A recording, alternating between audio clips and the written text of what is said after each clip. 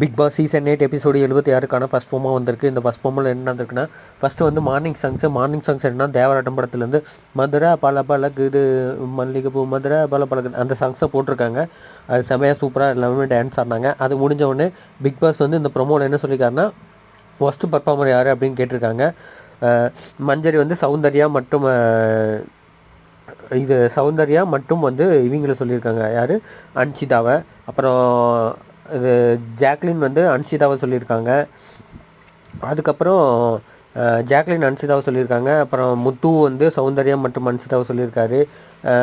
அப்புறம் வந்து அப்புறம் ஜெஃப்ரி சௌந்தர்யாவை சொல்லியிருக்காங்க. அப்புறம் விஷாலும் சௌந்தர்யாவை தான் சொல்லியிருக்காரு போல இருக்குது.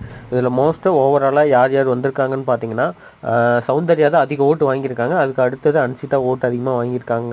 அதுக்கு அடுத்தது அன்ஷிதா இருக்காங்க. இவங்க 2 பேர் தான் ஃபஸ்ட்டு பர்ஃபார்மராக தேர்ந்தெடுத்திருக்காங்க.